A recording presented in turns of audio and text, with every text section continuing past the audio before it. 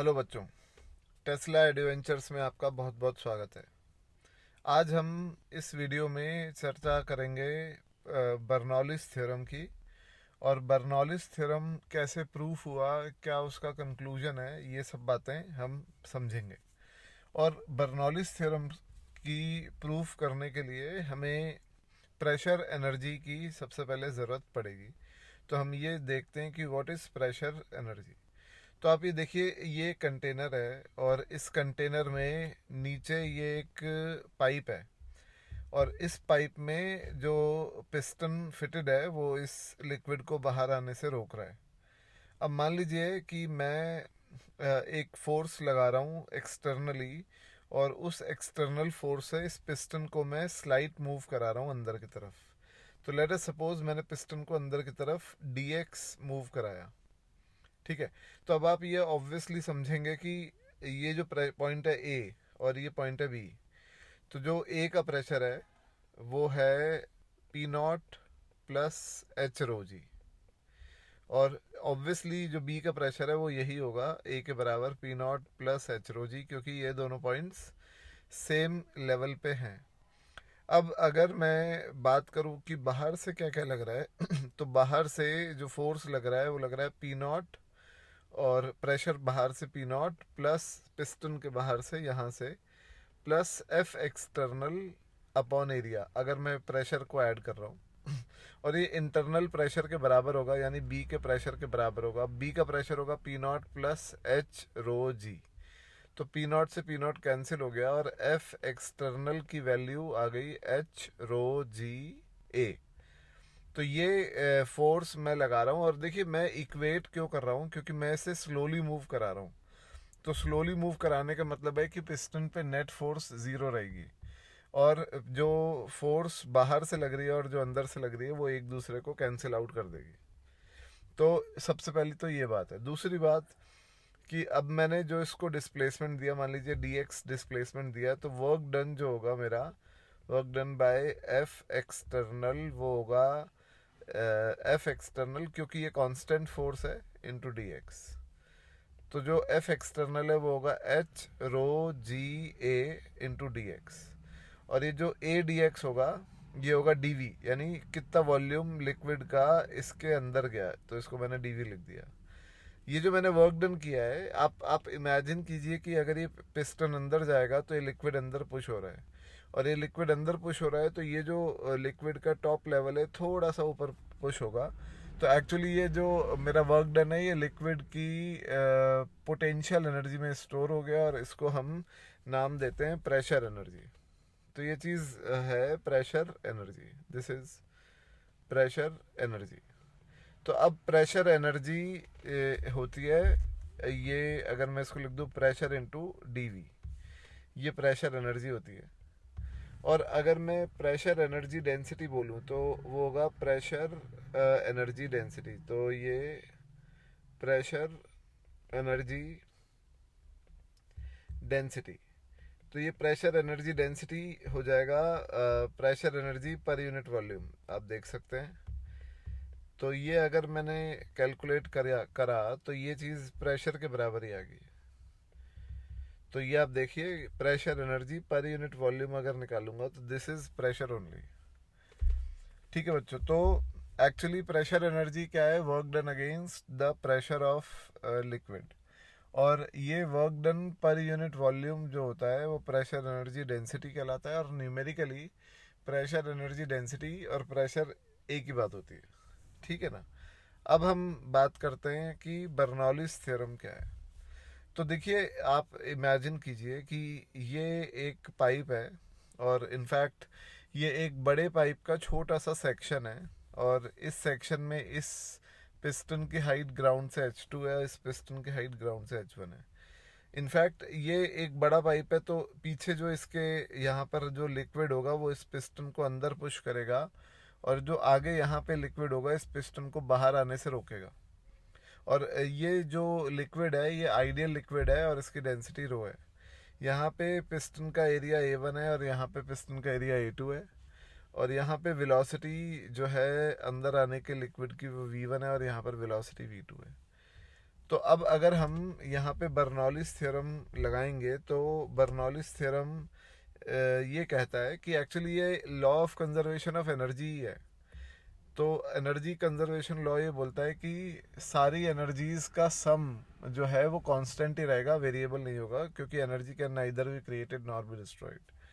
अब यहाँ पे कौन कौन सी एनर्जी है, तो आप ये गौर कीजिए कि ये जो पीछे वाला लिक्विड है, ये लिक्विड इस पिस्टन को या इस लिक्विड को, देखिए ये पिस्टन नहीं है, ये एक लिक्विड का छोटा सा पोर्शन है, तो मैंने इसको मान लिया dx1। और ये जब अंदर गया लिक्विड तो यहाँ से जो लिक्विड बाहर आया वो dx2, ये मैंने माना है। तो यहाँ पे जो लिक्विड ने वर्क डन किया वो होगा, लिक्विड का प्रेशर मान लीजिए P1, यहाँ पे जो पीछे से लिक्विड पुश कर रहा होगा उसका pressure P1 into area obviously A1, और जो ये अंदर गया डिस्प्लेसमेंट वो dx1। ये लिक्विड ने इसको पुश करने में पॉजिटिव वर्क डन किया इतने पाइप पे। मेरा जो कंसर्न है वो सिर्फ इतने पाइप के लिए है, क्योंकि ये पाइप ही हमारा सिस्टम है, तो हम इस पर वर्क डन निकाल रहे हैं। और इस पाइप पर जो इसके आगे वाला लिक्विड है उसने इसको बाहर आने से रोका है, तो इस पाइप पर उस लिक्विड का वर्क डन नेगेटिव होगा। तो नेट वर्क डन निकालने के लिए माइनस कर देता हूँ। उधर प्रेशर मैंने माना कि इधर P2 है और एरिया A2 है और डिस्प्लेसमेंट dx2 है। अब ये जो नेट वर्क डन हुआ इस पाइप पर, इससे इसके अंदर जो लिक्विड है उसकी पोटेंशियल एनर्जी भी बढ़ गई और उसकी काइनेटिक एनर्जी भी बढ़ गई। तो जो मैं इसको अगर ऐसे लिख दूं, delta potential energy plus delta kinetic energy, ठीक है ना। तो अब आप ये देखिए कि जो ये P1 है इनटू, अब ये जो A1 dx1 है ये वॉल्यूम है, और वॉल्यूम कंजर्वेशन ये बोलता है कि ये जितना वॉल्यूम अंदर गया है उतना ही वॉल्यूम सेम टाइम में बाहर जाएगा। तो A2 dx2 भी dv माना मैंने, और जो डेल्टा P है चेंज इन पोटेंशियल एनर्जी, वो मैं यहाँ लिख देता हूँ। देखिए यहाँ पे लेट सपोज कुछ जो लिक्विड है, ये छोटा सा लिक्विड है, इसका मास है dm, और क्योंकि सेम लिक्विड है तो यहाँ पे भी वही मास बाहर जाएगा dm। तो चेंज इन पोटेंशियल एनर्जी होगी dm g h2 minus h1, और चेंज इन काइनेटिक होगी half dm v2 square minus v1 square. मैं ये कंसीडर कर रहा हूँ, मैं ये अज्यूम कर रहा हूँ कि v2 बड़ा है v1 से, ये हम कर सकते हैं इजीली। अब अगर हम बात करें इस इक्वेशन की, तो आप ये देखिए कि P1 माइनस P2 जो आएगा वो आएगा dm by dv g into h2 minus h1 plus half dm by dv into v2 square minus v1 square, ठीक है। और ये चीज़ हो जाएगी डेंसिटी। तो आप ये बोल सकते हैं कि P1 माइनस P2 होगा rho g h2 minus h1 plus half rho v2 square minus v1 square. और इसको अगर थोड़ा रीअरेंज करके लिखूं तो P1 plus rho g h1 plus half rho v1 square will be equal to P2 plus rho g h2 plus half rho v2 square. तो ये जो है ये बर्नौलीज प्रिंसिपल है। और P1 अगर मैं इसको जनरल फॉर्म में लिखूं तो P प्लस रो जी एच प्लस हाफ रो v स्क्वायर बराबर कांस्टेंट। अब देखिए ये थ्योरम क्या कह रहा है। अब अगर हम इसे एनर्जी के फॉर्म में देखें तो वैसे तो आपको ये पता है कि ये प्रेशर है, पर हम जानते हैं कि प्रेशर एनर्जी डेंसिटी भी प्रेशर ही होती है न्यूमेरिकली, तो हम इसे प्रेशर एनर्जी डेंसिटी बोलेंगे, यानी हम बोल देते हैं pressure energy per unit volume इसको। तो ये pressure energy per unit volume, ये जो चीज़ है ये है potential energy per unit volume, potential energy per unit volume. और ये चीज़ है kinetic energy per unit volume, kinetic energy per unit volume.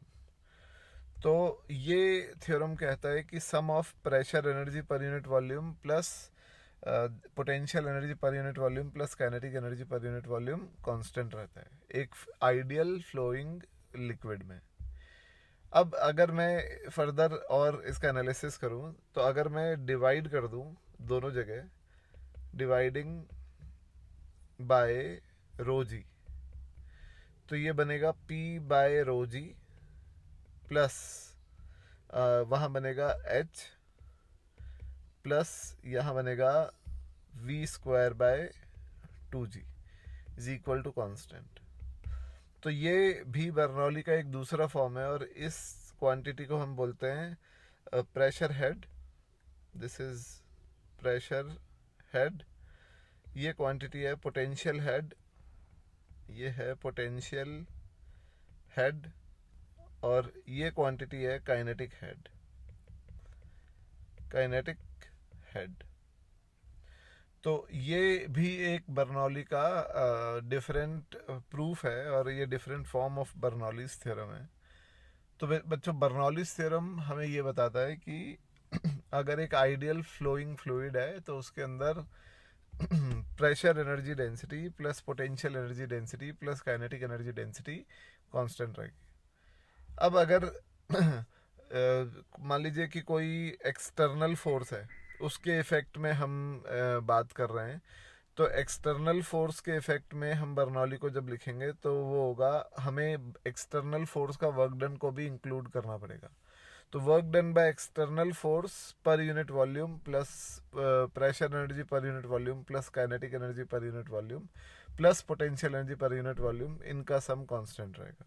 और अगर गैस की बात कर रहे हैं तो गैस में हमें ये pressure energy per unit volume, kinetic energy per unit volume और potential energy per unit volume तो लेनी है, प्लस हमें इसके अंदर गैस के अंदर internal energy per unit volume को भी इसमें इंक्लूड करके कांस्टेंट करना है। तो किसी गैस के लिए हम जब लिक्विड गैस को लिक्विड अज्यूम करके बर्नौलीज थ्योरम लगाएंगे तो हमें ये additional term potential energy per unit volume भी लेनी है। और अगर हम किसी एक्सटर्नल फोर्स के प्रेजेंस में बर्नौलीज थ्योरम लगा रहे हैं तो हमें work done by external force पर यूनिट वॉल्यूम को भी कंसीडर करना है। तो बच्चों ये जो है ये बर्नौलीज थ्योरम था और इसका अपन ने प्रूफ देखा, इसका मतलब समझा। और अगर ये पूछा जाए कि बर्नौलीज थ्योरम बेसिकली किस थ्योरम को बताता है नेचर के, तो हम बोलेंगे कि ये law of conservation of energy को बताता है। और ये हमने जो बर्नौलीज थ्योरम पढ़ा है इसके एप्लीकेशंस हम नेक्स्ट जो है वीडियो में डिस्कस करेंगे। जैसे आपने ये सुना होगा मैग्नस इफेक्ट। तो बच्चों इस वीडियो में इतना ही। मिलते हैं नेक्स्ट वीडियो में। धन्यवाद।